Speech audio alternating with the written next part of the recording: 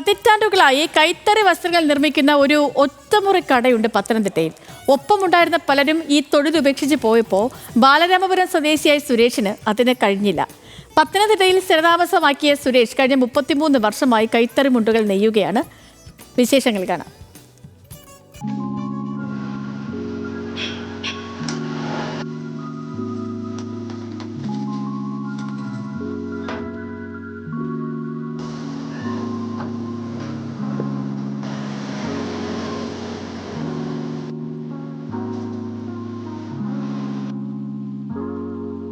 ഇന്ന് അപൂർവമായി മാത്രമാണ് തറി കാണാൻ കഴിയുക.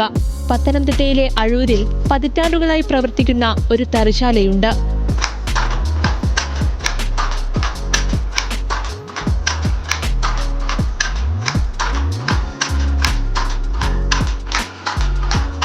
ബാലരാമപുരം സ്വദേശിയായിരുന്നു സുരേഷ്. വിവാഹശേഷം പത്തനംതിട്ടയിൽ സ്ഥിരതാമസമാക്കി. ശേഷം 1992 പത്തനംതിട്ട അഴൂരിൽ തറിശാലയുടെ പ്രവർത്തനം ആരംഭിച്ചു. പുറത്ത് മറ്റു കച്ചവടമോ കടകളിലേക്ക് നൽകുന്ന പതിവോ ഇല്ല.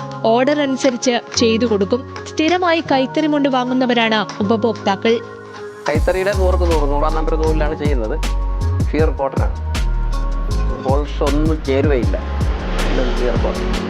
അതുകൊണ്ട് ആൾക്കാർ ഒരെണ്ണം മേടിച്ചാൽ അവരുടെ കൂട്ടുകാർ വരും. അപ്പോൾ അവർ പറയുന്നിടത്ത് മേടിച്ച് അവിടെ പോയി പറയാൻ പറയും. അവിടെ അങ്ങനെ ഓർഡർ പറയും. അതനുസരിച്ച് ചെയ്തു കൊടുക്കും.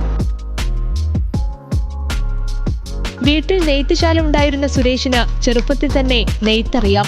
ഈ ജോലി ചെയ്തിരുന്ന പലരും നെയ്ത്ത് ഉപേക്ഷിച്ചെങ്കിലും സുരേഷിന് നെയ്ത്ത് ജോലി ഉപേക്ഷിക്കാനായില്ല. ഇത് എൻ്റെ വീട്ടിൽ നെയ്ത്തുണ്ടായിരുന്നു. ബാലരാമപുരത്ത് എൻ്റെ വീട്. അവിടെ ഞങ്ങൾക്ക് 5 തറി നെയ്ത്തുണ്ടായിരുന്നു. ഞങ്ങളത് നെയ്ത്ത് നടത്തിക്കുമായിരുന്നു. അന്നേരം ഞങ്ങളത് പഠിച്ചു. ഞാൻ പഠിച്ചത്. മുണ്ടിന്റെ കരയുടെ നിറം വാങ്ങാനെത്തുന്ന ആളിന്റെ ആഗ്രഹത്തിനനുസരിച്ച് ചെയ്തു കൊടുക്കും. അത് ഏത് നിറമായാലും. അവശ്യ വസ്തുക്കളെല്ലാം എത്തിക്കുന്നത് ബാലരാമപുരത്ത് നിന്ന് തന്നെ. എന്നാൽ ശാരീരിക ബുദ്ധിമുട്ടും ഇതേ തൊഴിലറിയുന്ന മറ്റൊരാളുടെ സഹായം ലഭ്യമാകാത്തതും പ്രതിസന്ധി ഉണ്ടാക്കി. അങ്ങനെ കൈത്തറി മുണ്ടിലേക്ക് മാത്രമായി ശ്രദ്ധ.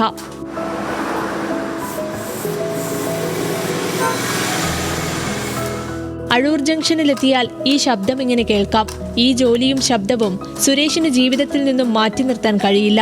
എന്തെല്ലാം പ്രതിസന്ധികൾ നേരിടേണ്ടി വന്നാലും. ന്യൂസ് മലയാളം, പത്തനംതിട്ട.